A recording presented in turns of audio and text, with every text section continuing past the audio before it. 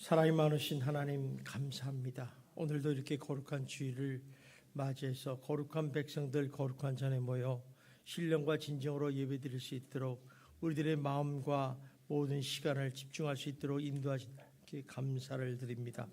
오늘도 예배를 통해서 하나님 귀한 말씀을 주셨습니다. 이 말씀의 깊은 교훈을 깨닫게 하여 주시고 지식으로만 남지 말고 내 마음판에 새겨 이 말씀이 나의 것이 될 수 있도록 인도하여 주시옵소서. 오늘도 하나님은 우리를 늘 행복하기를 원하고 축복받기를 원하시는 그 하나님의 마음을 알게 하시고 오늘도 우리들의 마음의 문을 열고 귀를 열고 아버지 하나님 힘을 다해서 주의 말씀을 들을 수 있는 지혜를 더하여 주시옵소서. 한 사람도 이 세상을 살아가는데 어려움을 당하지 않게 도와주시고 지치고 피곤치 않게 도와주시고 낙심하고 아버지 하나님 절망하지 않게 하여 주시고 늘 주님을 바라보며 주님과 함께 동행하는 거룩한 백성들이 될 수 있도록 인도하여 주시옵소서. 예수님 이름으로 기도하옵나이다. 아멘. 우리 옆 사람하고 인사합시다. 날마다 좋은 일이 날 것입니다. 네. 한 번 더 인사합시다. 당신은 잘된 사람입니다. 네. 우리 성경에 보면 하나님께서 우리들에게 주시는 선물이 여러 가지가 있어요. 그 중에서 제일 최고의 선물이 뭐냐면 모든 인간에게 주시는 선물이 바로 구원입니다. 구원. 그래서 오늘 이 자리에 나오신 분들은 한 사람도 빠짐없이 이 구원의 선물을 꼭 받아가시기를 주님의 이름으로 축원합니다. 그 외에 하나님의 자녀에게 주시는 선물이 있어요. 그것이 뭐냐면 믿음. 믿음이 있어야지 구원을 받고 믿음이 있으로 살고 믿음으로 천국 가는 거예요. 그래서 믿음이 힘중이에요. 또 하나님의 은혜와 사랑이 있어요. 또 거기다가 또 성령이 있어요. 또 부활이 있고 감사가 있고 평강이 있고 행복한 가정과 자녀들 뭐 수없이 많아요. 근데 그 중에서도 또 하나의 중요한 것이 뭐냐면 기도라는 건데 이 기도가 하나님의 자녀에게 주신 선물이에요. 그래서 오늘 기도 제목도 기도는 하나님이 주신 선물입니다. 이렇게 여러분 선물 받으면 좋아요, 나빠요? 좋죠. 난 누가 저 떡볶이만 사와도 너무 좋더라. 그러니까 뭐 큰 선물을 갖다 주면 부담이 되는데 하나님이 선물을 줄 때는 뭐 값을 수 있는 거 아니겠어요? 그런데 왜 하나님께서 하나님의 자녀들에게 이런 복된 기도를 선물로 주셨을까? 참 하나님 이상하신 분이다 생각하는데 우리 창세기를 보면 이 기도가 얼마나 중요한지를 알게 돼요. 창세기에 보면 하나님께서 이 우주 만물을 창조하시고 난 다음에 인간을 만드셨잖아요. 그리고 에덴 동산, 행복한 동산, 기쁨의 동산에 살라고 하나님께서 만들어 주시고서 하나님과 이 아담과 하와가 언약을 하나 체결해요. 그 언약을 체결하는 게 뭐냐면 창세기 2장 16, 17절 말씀이에요. 우리 한번 같이 읽어봅시다. 시작. 여호와 하나님이 그 사람에게 명하여 이르시되 독상 각종 나무의 열매는 내가 임으로 먹되 선악을 알게 하는 나무의 열매는 먹지 말라. 자, 하나님께서 아담에게 한 가지 약속만 지키면 너 에덴 동산에서 행복하게 살 수 있어. 그래서 하나님께서 그러면서 동산에 모든 나무 열매가 있는데 네가 마음대로 먹어도 좋아. 근데 딱 하나 선과 악을 알게 하는 나무 열매를 먹지 말라. 이렇게 얘기해요. 왜 그래요? 반드시 죽는다. 그거 먹으면. 그러니까 하나님과의 언약은요 반드시 지켜야 돼요. 그런데 이 언약의 말씀을 하와가 사단마귀의 유혹을 받아요. 여러분 이 유혹받는다는 게 굉장히 매력이 있습니다. 아마 여러분에게 와서 딱 이럴 거예요. 우리 교회일날 가지 말고 나랑 신세계 백화점 갈래? 내가 명품백 하나 사줄게. 그러면 또 이게 또 마음이 달라지잖아요. 야 명품백? 주일? 막 이렇게 유혹을 받는 거예요. 그런데 어떻게 받아가지고 그냥 선과 알게 하는 선악과를 따먹어버렸어요. 그러니까 하나님의 언약과 어긋났죠. 언약을 파기시킨 거죠. 이걸 불순종이라고 그래요. 근데 그 결과 어떻게 되냐면 에덴 동산에서 쫓겨나버려요. 야 너 나가. 너 쓸데없는 놈이야. 너한테 행복을 줄 수 없어. 나가라고 그러고 그 다음에 하나님과의 모든 관계를 단절시켜요. 차단을 시켜요. 우리 남북도요, 대화가 돼야 되는데 지금 파산돼 있잖아요. 답답하잖아요. 채널 전화기 하나만 있어도 되는데 전화도 할 수 없어. 그러니까 인간의 비극이, 불행이 여기서부터 시작이 되는 거예요. 그러니까 우리가 하나님과 이게 단절됐다는 게 우리의 비극인지를 잘 몰라요. 죄 많은 인생들은 잘 몰라요. 그런데 그래도 하나님의 은혜를 가운데 하나님의 택한 백성들에게는 유일한 하나님께 나갈 수 있는 채널을 주셨어요. 구약시대 때는 대제사장이 속죄 제물을 가지고 나갈 때 허락을 하셨다는 거예요. 그런데 신약시대에 들어와서 예수님께서 이 땅에 오셔서 십자가에 못 박혀 돌아가심으로 해서 죄의 제물, 속죄의 제물, 화목의 제물을 드림으로써 하나님과 구원의 길, 화목의 길을 여셨어요. 근데 이때 참 놀라운 것은 예수님께서 십자가에 돌아가시는 그 순간에 다 이루었다 하실 때 성전에 있는 지성소와 지성소를 구분하는 휘장이 있어요. 휘장이. 그 굉장히 튼튼한 휘장인데 그 휘장을 하나님께서 위로부터 아래로 찢어버리셨어요. 그래서 둘로 나눠져 버렸어요.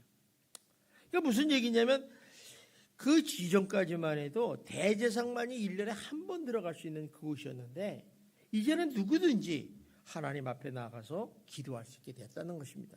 이것은 뭐냐면 하나님과 단절된 통로를 다시 회복시켜줬다는 상징의 의미가 있어요. 우리가 회복이 됐다는 것은 굉장히 행복하고 다시 기회를 주신 거죠.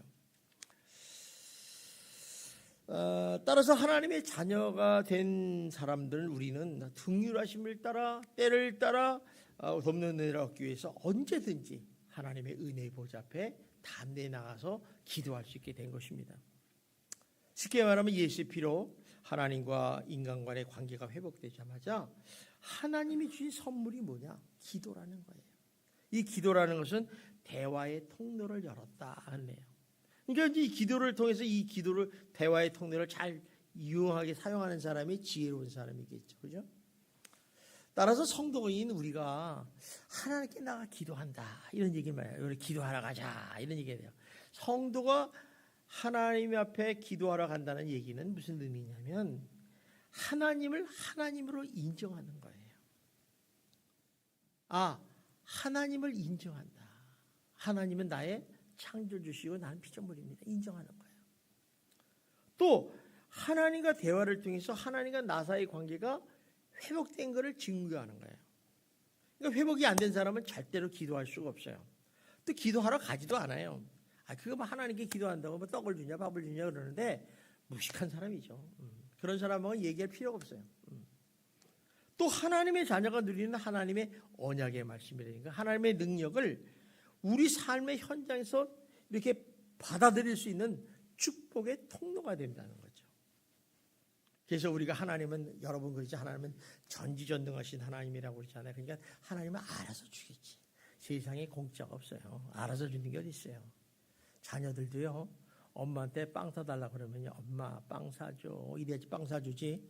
엄마는 절대 빵 안 사줍니다. 엄마는 뭐 사줘요? 밥이나 새끼 먹어라. 이러죠. 근데 빵 사달라면 빵 사주고 또 총 사달라면 총 안 사주죠. 그죠? 그러니까 듣고 안 듣고 이게 한단 말이야. 구해야 되는 거예요. 구해야 되는 거예요. 자, 그러면 우리가 여기서 한 가지 문제가 생겨요. 그러면 우리는 어떻게 기도를 해야 되는가? 어떻게 하면 기도를 잘 할 수 있는가를 고민하게 됩니다. 여러분 예수 믿는 사람들을 보면요. 처음 신앙생활하던 예수를 믿던 사람들에게 저한테 종종 이런 질문을 많이 해요. 목사님, 어떻게 기도를 잘 할 수 있겠습니까? 기도를 할 수 있겠습니까? 물어봐요. 이게 고민이에요, 대부분. 그 이유가 뭔지 아십니까? 우리가 평소 때는요, 말을 잘해요. 옆 사람하고 얘기를 하면 어때요? 무슨 왕수다죠, 왕수다. 시끄러워요. 별 거지 같은 소리 막 해요. 가만히 들어보면 쓸데없는 소리도 막 해요. 말이 끊어지지 않아. 그래서 어떤 사람은 티티카카가 뭐 좋다고 하는데 그건 사실 소용없는 거예요. 그런데 기도를 하려면 5분을 하다가 말을 못해요. 주여 하고 나와요. 참 이게 우리들의 고민 아닙니까? 존 체프만이라는 사람은 기도를 잘하는 방법에 대해서 말씀을 하셨어요. 근데 그분은 이렇게 얘기를 해요. 기도를 잘하는 유일한 길은 하나가 있는데 그냥 기도하는 거다. 무슨 말이냐면 우리는 기도를 하려면 잘하려고 해요. 그래서 막 형식적이고 의식적으로 기도를 하려고 해요. 대표 기도하는 사람이 나쁜 사람들이에요.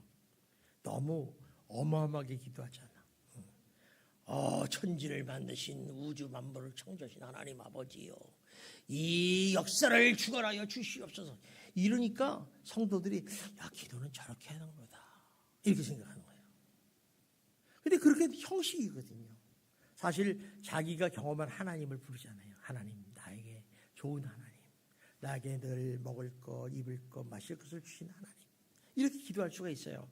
그런데 그렇게 기도하지 않고 그냥 내 마음에 있는 생각, 내 생각대로 그냥 하나님께 말하는 거예요. 이게 기도라는 거죠. 마치 우리가 친한 친구끼리 말할 때 어떻습니까? 여러분 생각하면서 말해요? 별로 없어요.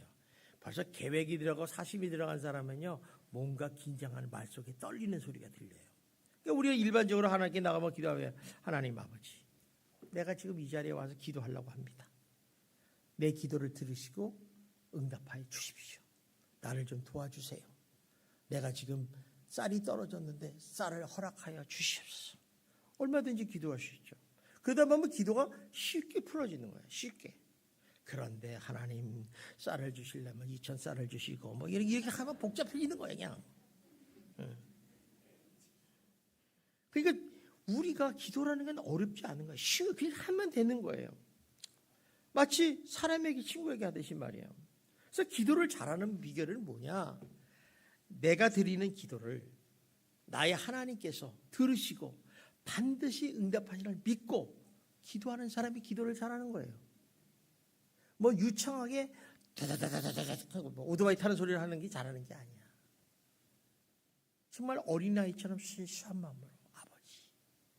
여러분 어린아이가 엄마한테 기도를 얼마나 하죠? 엄마 저쪽. 그런데 막 그렇게 말 많이 해요. 그러면 밥 주는구나. 그러면 오줌 쌌구나. 금방 알아듣는 게 하나님이세요. 순수한 기도가 중요하다는 거죠. 그런 사람이 기도를 잘하는 거예요. 기도라는 건요, 하나님이 내 기도를 듣고 응답하시면 제일 잘하는 거예요. 그렇기 때문에 기도를 잘하면 무엇보다도 먼저 기도를 해야 된다는 거예요. 기도를 안 하는 사람이 기도를 잘하려면 못해요. 이 기도를 하다 보면요, 좀 능숙해져요. 5분 했던 사람이 10분 하고, 10분 했던 사람이 30분 하고, 30분 했던 사람이 1시간 하고, 1시간 했던 사람이 2시간 하고, 2시간 했던 사람이 3시간 하고, 어떤 사람 하루 종일 하는 사람도 있잖아요. 그래서 성경에는 이렇게 말씀하며요. 마태복음 7장 7절 8절에 이렇게 말씀하죠. 우리 한번 읽어볼까요? 구하라 그러면 너에게 주실 것이요, 찾으라 그러면 찾아낼 것이요, 문을 두드리라 그러면 너에게 열릴 것이니 구하는 이마다 받을 것이요, 찾는 이는 찾아낼 것이요, 두드리는 이에게 열릴 것이니라. 자, 구하라, 찾으라, 문을 두드리면 내가 너에게 응답하겠다 약속하시는 거죠. 또 우리가 지혜나 이런 영적인 승리할 수 있려면 어떻게 해야 돼요? 야고보서 1장 5절처럼 기도를 해야 돼요. 우리 봅시다. 시작. 너희 중에 누구든지 지혜가 부족하거든 모든 사람에게 후히 주시고 꾸짖지 아니하시는 하나님께 구하라. 그리하면 주시리라. 그러니까 지혜가 부족한 경우가 많아요. 우리가 무슨 일을 하거나 선택을 할 때 고민이 많이 되죠. 근데 여러분의 기준은 뭐예요? 내 생각, 내 경험, 내 지식이에요. 또 좀 똑똑한 사람은 주변에 있는 뭐 변호사라든가 지식이 있는 사람한테 구하죠. 근데요, 그거는 인간의 생각일 뿐이에요.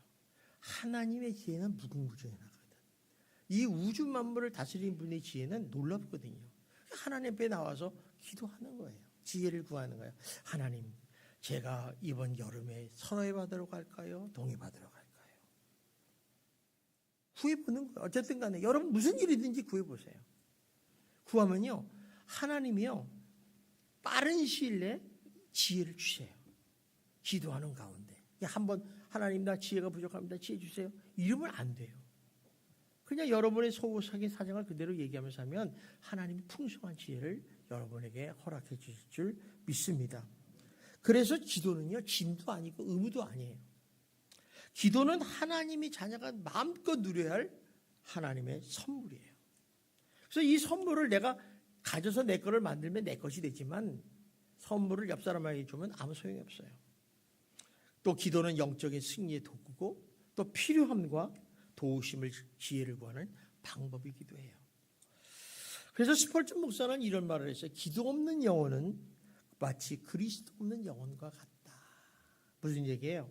기도하지 않는 사람은 예수 믿는 사람이 아니다 이런 얘기예요. 그러니까 기도하는 사람은 하나님의 자녀가 됐잖아. 하나님의 자녀는 기도하게 돼 있어요. 왜? 필요한 게 많고 도움을 받기를 원하는 거야.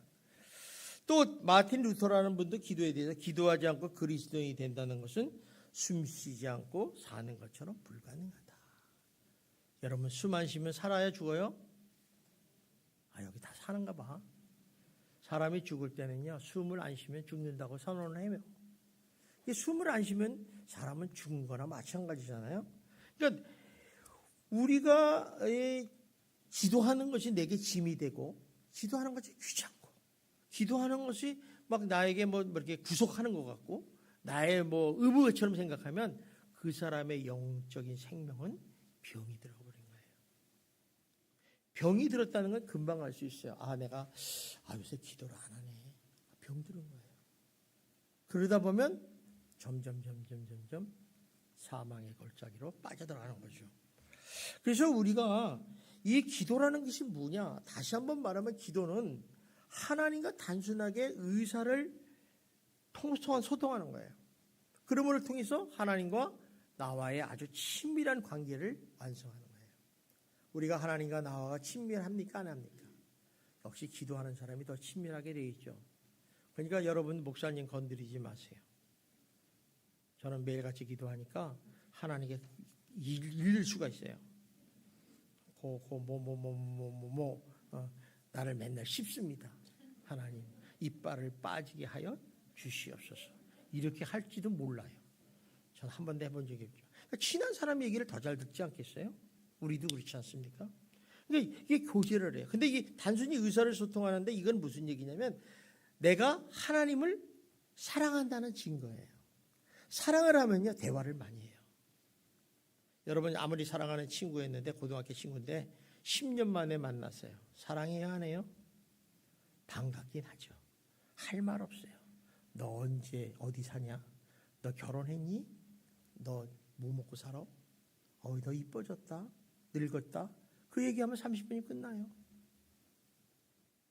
근데 사랑하는 사람은요 별 거지 같은 얘기도 지지배배 해요. 끊임이 없어요. 사랑하는 증거예요. 또 하나님을 경외하는 자세예요. 여러분 기도한다는 게 어때요? 우리 요새는 의자에 앉아서 하지만 옛날에는 다 무릎을 꿇고 손을 들고 기도했어요. 그건 하나님의 경배하는 모습이에요. 그래서 기도는 이런 거예요. 또 기도라는 게 뭐냐면 기도를 통해서 우리는 하나님께 우리 마음을 아뢰는 거예요. 하나님, 나 하나님께서 나를 이렇게 고생시키는 거 섭섭해요.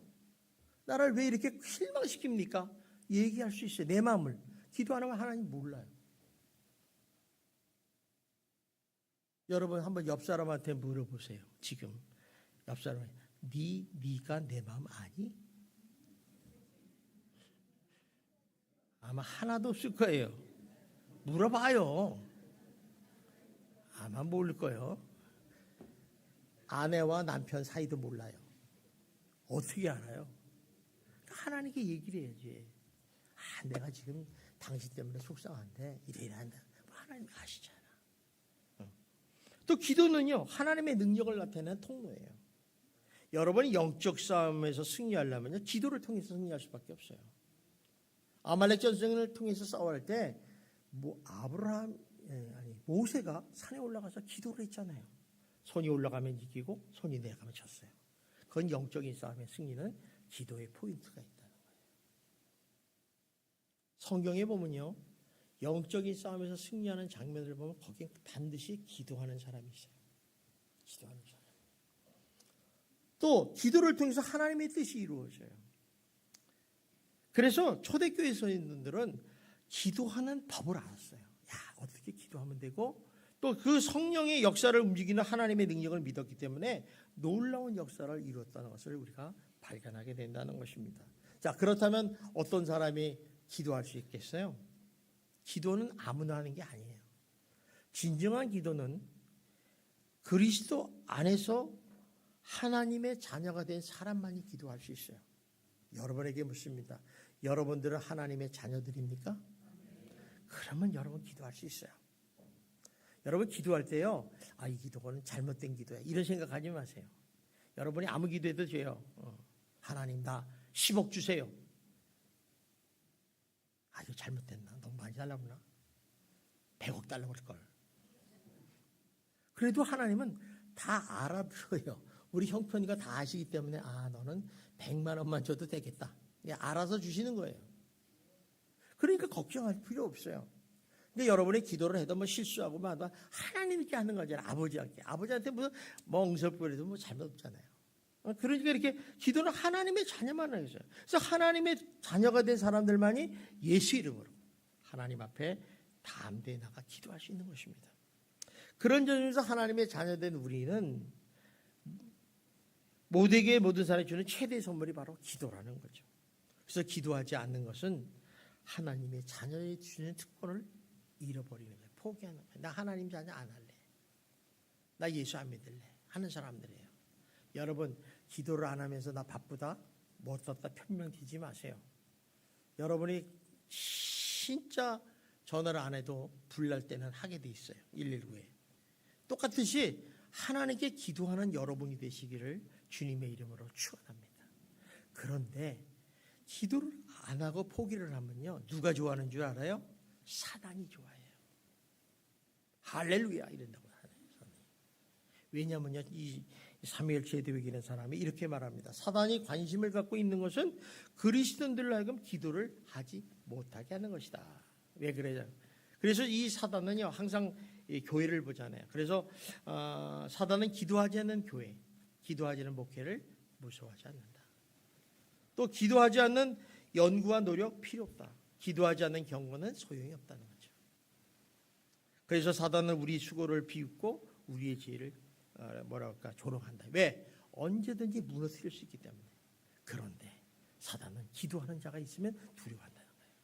그래서 초신자라도 하나님께 나서 아버지 하면 사단의 그 세계에서는 비상계엄령이 필요해요. 비상계엄. 제 기도 못하게 하라. 기도 못하게 해라. 얘 기도 못하게 하라. 아프게 해라. 아프게.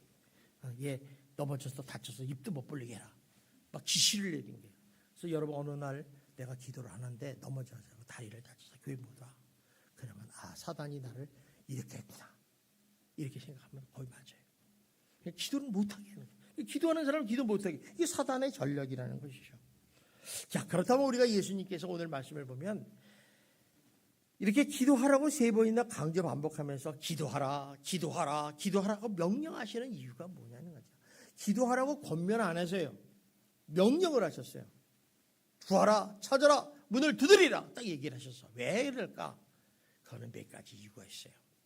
자, 하나님께서는 우리 기도를 드시고 반드시 응답하시던 약속이고 그 응답하시는 분이 바로 하늘에 계신 나의 아버지라는 사실을 가르쳐 주는 거예요. 믿습니까? 그러면 왜 하나님이 이렇게 강조하고 명령하시는가? 그것은요, 하나님이 우리를 사랑하시기 때문에 그래요. 하나님은 자녀들이 하나님의 자녀들이 세상을 살아가는 데 있어서 하나님이 도우심이 필요하다는 것을 하나님이 알고 계세요. 그래서 너에게 내가 도움을 주겠다고 약속하시는 거예요. 여러분 일반적으로 누가 기도합니까? 기도가 필요한 사람이에요. 내가 소원이 있거나 내 필요한 것이 있을 때 기도를 합니다.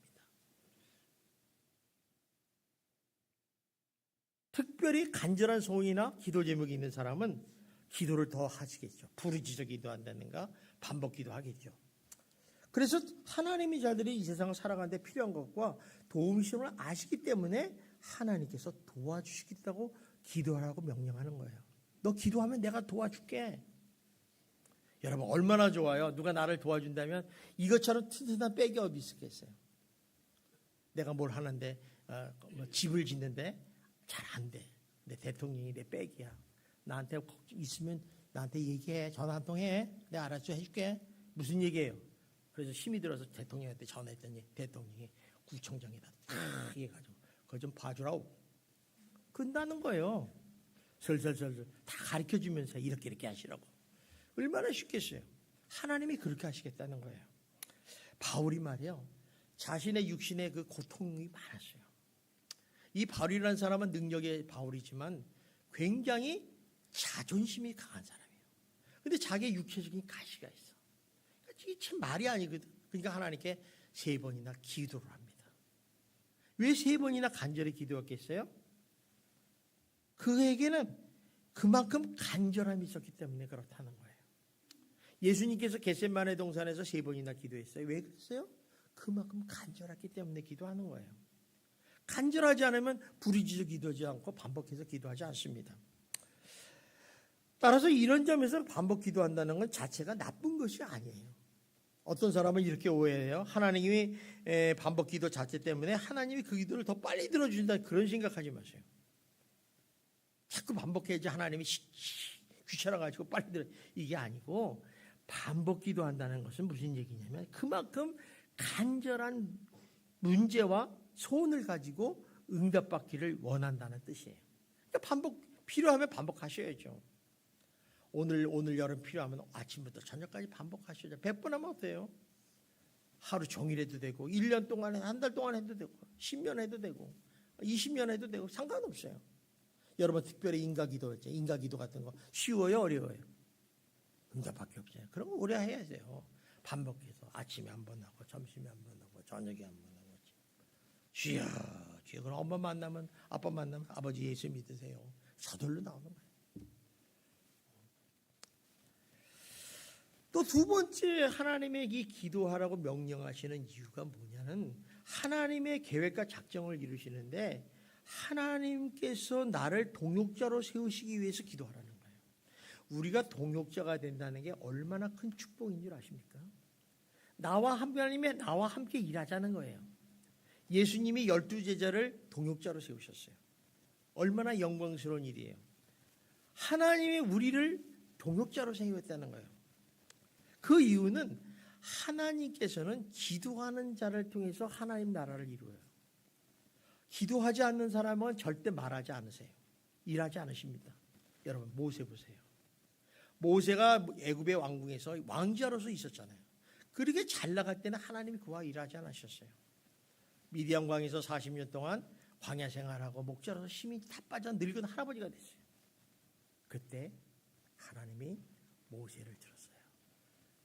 모세가 40년 동안 뭐 했겠어요? 기도밖에 더 했겠어요? 그 기도하는 모세를 들었었다는 거죠. 여호수아도 봐요. 여호수아도 그렇게 두렵고 떨린 사람인데도 하나님이 기도하는 사람이기 때문에 여호수아를 향해서, 이게 대단히 무서운 얘기예요. 다니엘도 그래요. 느헤미야도 그런 사람이에요. 에스겔도 그런 사람이에요.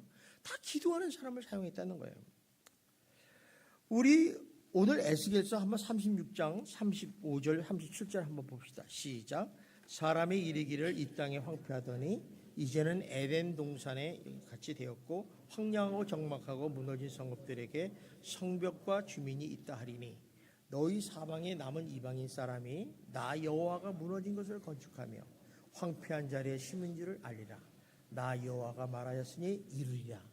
주 여호와께서 이같이 말씀하셨느니라.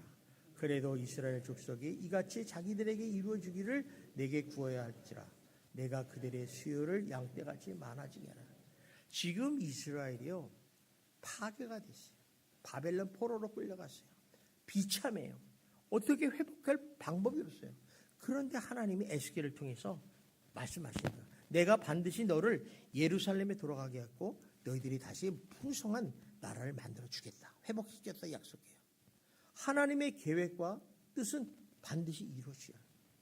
그런데 하나님 말, 그래도 이스라엘 족속이 이같이 자기들에게 이루어지기를 내게 구하여야 할지라다. 그래도 하나님은요 다 하실 수 있잖아요. 여러분 하나님이 얼마나 놀라우신 분이에요. 무슨 일이 있어도 하나님은 실패를 하는 법이 없어요. 하나님의 그 모든 계획 속에 모든 것이 들어있잖아요. 그런데도 우리에게 기도를 원하시는 이유가 뭐냐? 모든 일이 하나님의 계획과 작정대로 이루어지지만 우리를 당신의 동역자로 세우셔서 우리의 머리에 면류관을 씌우시려고 하는 거예요. 얼마나 행복해요. 여러분, 하나님은 인간을 창조하실 때 무에서 유를 창조하셨다니까요. 우리 없어도 괜찮아요. 하나님이 뭐 여러분 없다고 무슨 상관이 있겠어요? 그런데 여러분과 함께 동역하기를 원하는 거예요. 믿습니까? 우리가 기도한다는 것은 하나님께 동역하는 거예요. 우리가 복음을 전파하잖아요. 이번에 해피데이라서 전도할 때 여러분이 전도하라 그럴 때는 무슨 얘기예요? 내가 하나님 일을 세우는 거야. 하나님이 하는 거잖아요. 하나님도 영혼을 구원할 수 있지만은 너를 나의 동역자로서 기회를 주겠다는 거예요. 너희가 전도하면 내가 너에게 상급을 주겠다는 거예요. 똑같은 얘기예요. 이 기회를 붙잡으시기를 주님의 이름으로 축원합니다. 예? 또 하나는 뭐냐면 기도하라는 얘기는 나의 모난 모습들 있잖아요. 참 여러분 보시는 저나 마찬가지예요. 아주 모난 모습이 많아요. 그런 것들을 모난 모습을 다듬어 주시고 또 부족한 부분을 기도를 통해서 채워주세요. 기도를 통해서 하나님께서 말씀을 통해 가지고 하나하나 채워줘요. 야, 너 말씀해 보니까 너희 잘못된 부분이 있지? 이거 채워주시는 거예요. 그리고 내가 할 수 없는 일들이 있잖아요. 그를 하나님께서 이루심을 통해서 경험하게 해요. 이런 안 되는 일도 하나님이 하시면 된다. 알려주고 또 그러면서 또 이 현실에서 믿음을 더욱 단단하게 해줘요. 우리가 경험이 많으면 단단하잖아요. 그리고 또 뭐예요? 깊고 넓은 그 하나님의 은혜를 깨닫게 하시는 거죠. 그래서 이처럼 기도는 이런 하나님 마음을 알고 하나님을 하나님으로 인정하는 자만이 기도할 수 있는 거예요. 그래서 하나님은 하나님의 자녀들에게 여러분들에게 기도하라고 반복하면서 명령하시는 것입니다. 여러분, 우리는 기도하는 사람이 되어야 될 줄 믿습니다. 자, 또 하나는 이렇게 기도하라고 강조하고 명령하는 이유는 하나님께서 자기 자녀들이 구하는 것보다 더 좋은 것을 주기를 원하세요. 사실 오늘 본문을 보면요, 누가복음 11장 13절을 한번 우리 읽어봅시다. 시작. 너희가 악할지라도 좋은 것을 자식에게 줄 줄 알거든 하물며 너희 하늘 아버지께서 구하는 자에게 성령을 주시지 않겠느냐. 여기는 성령을 주신다고 얘기했는데 마태복음 7장 11절을 보면 이렇게 나와요. 시작. 너희가 악한 자라도 좋은 것으로 자식에게 줄 줄 알거든 하물며 하늘에 계신 너희 아버지께서 구하는 자에게 좋은 것으로 주시지 않겠느냐. 그러니까 좋은 것을 주신다는 얘기는 결국에 성령을 주시겠다는 거예요. 사실 그래요. 우리가 기도할 때 우리가 구하는 것이 더 좋아요? 성령 주시는 게 더 좋아요? 여러분 대단한 사람이네요. 저는 내가 구하는 걸 주는 게 더 좋아요. 하나님 떡을 주세요. 근데 떡을 주면 얼마나 좋겠어요. 근데 물을 주면 이게 심각한 거예요. 왜 물을 주지? 근데 하나님께서는 성령을 주신대. 왜 그럴까? 여러분 성령이 뭔지를 알아야 돼요. 성령은요 하나님 자신이에요. 그래서 성령을 하나님의 영, 예수영이라고 그래요. 근데 이 성령이 하시는 일이 있어요. 그런데 성령은 어떤 일을 하냐? 우리로 하여금 하나님을 아버지로 불러요. 여러분 하나님을 어떻게 아버지로 부를 수 있어요? 한번 옆 사람한테 아버지 한번 불러봐요. 쳐다도 보기 싫죠? 아버지라는 단어는 굉장히 사랑의 관계고 친밀한 관계고 나를 책임져 주시는 관계예요. 아버지. 그래서 여러분이 아버지가 돌아가시면요 뭐예요? 고아. 한번 해봐요. 고아. 그럼 누가 책임진다는 거예요? 그 다음부터 내가 책임지는 거예요. 내가 책임진다니까 우리 집은. 그러니까 이 아버지라는 단어가 무서운 건데 아버지라 부르는데 그렇게 아버지라고 부르게 하는 하나님의 자녀가 된 증인이에요. 성령이. 그래서 우리 한번 봅시다. 로마서 6장 15절 16절에 이렇게 말씀합니다. 시작. 너희는 다시 무수하는 종의 종을 받지 아니하고 양정을 받았으므로 우리가 아빠 아버지라 부르짖느니라. 성령이 친히 우리 영과 더불어. 그러니까 여러분들이 기도 안 해본 사람은 몰라요.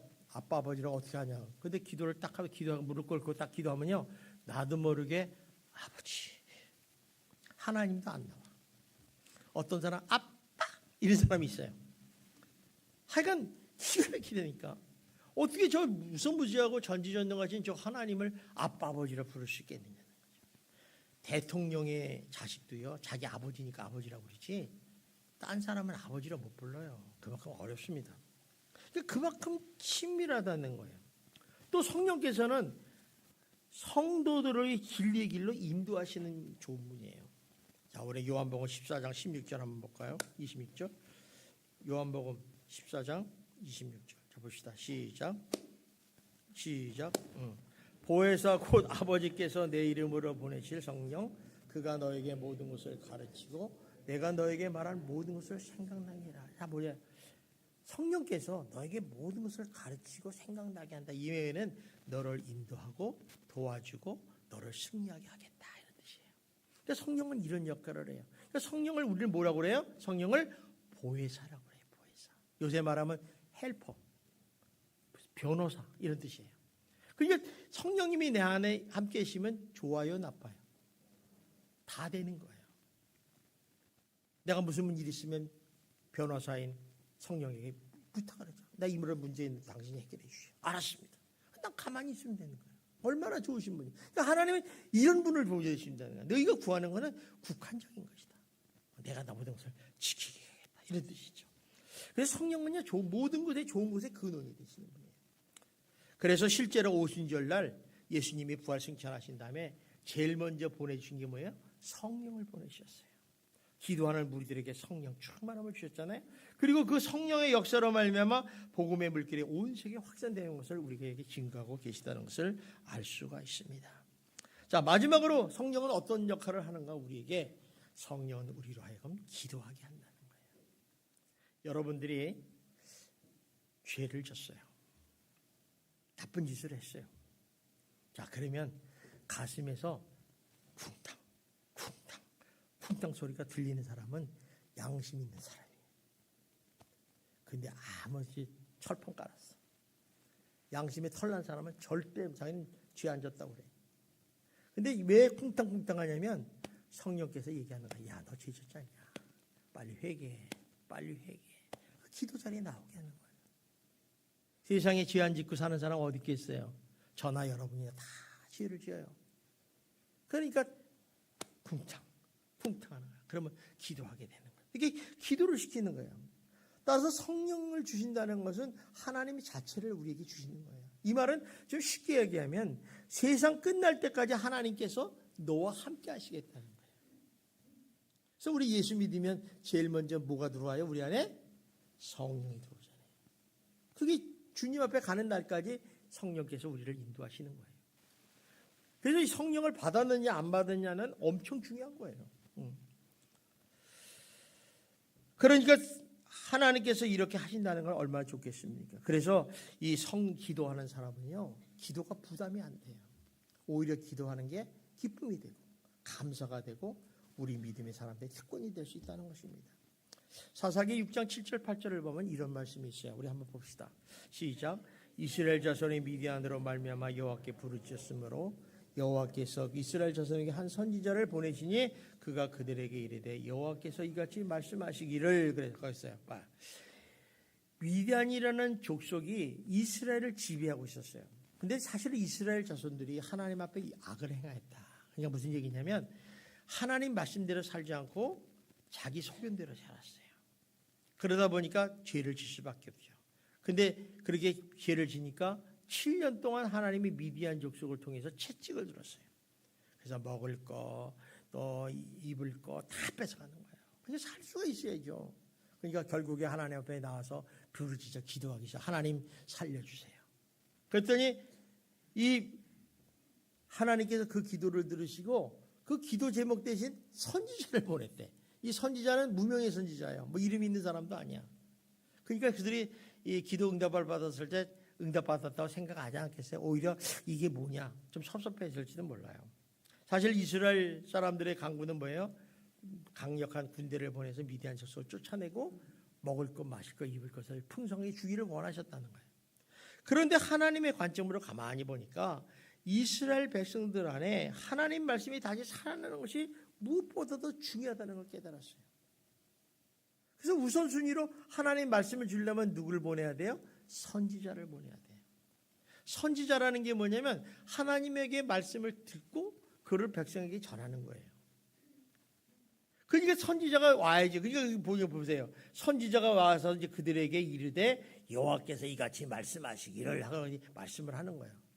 드디어 이 이스라엘 족속에 하나님 말씀이 선포되기 시작했다는 거죠. 만약에 이것이 굉장히 구하는 것보다 더 좋은 거예요. 만약에 그렇지 않았다면요, 먹고 마시는 거 끝나면 또 배고파요. 그러니까 악순환이 계속되는 거예요. 하나님은 악순환을 끊으시고 선순환을 이루기를 원하신다는 것입니다. 그래서 하나님이 이스라엘 백성에게 말씀을 들려주시고 그들이 회개하고 회복하기를 기다리시는 분이 하나님이시라는 거예요. 이게 아버지의 마음이에요. 여러분, 하나님 아버지는 우리를 정말 좋은 길로 인도하시는 분인 줄 믿습니다. 여러분, 우리는요 하나님께 기도를 하면요 우리 필요보다 더 좋은 것으로 주시는 분이에요. 여러분 이 사실을 믿으셔야 돼요. 여러분들이 아마 누구에게 하나님 나 티코 주세요 이렇게 기도를 했어요. 근데 하나님이 나 기분이 나쁜 거야. 야 자식아, 너 하나님의 아들인데 티코가 뭐냐? 요새 티코도 없다. 야 벤지 600 타라. 벤지 600. 여러분 다 벤지 600 타시기 바랍니다. 찌질하게 말이야. 티코 타지 마세요. 티코 요새 나오지도 않아. 중고시장에 가면 있어요. 50만 원 주면 살까? 하나님이 그런 걸 싫어하시잖아요. 여러분 자녀들이 잘 되는 거를 원해요? 못 되는 걸 원해요? 잘 되셔야 돼. 잘 돼. 일도 착착 풀리고 건강도 착착 풀리고 잘 돼야 돼. 이럴 때 우리가 하나님을 꽉 붙잡고 기도해야 되는 줄 믿습니다. 하나님이 우리의 기도를 중에는 내가 너 도와주겠다는 거예요. 내가 오른손을 널 붙잡고 내가 너를 실망치게 않겠다는 거예요. 그러니까 두려워하지 말고 놀라지 말아라.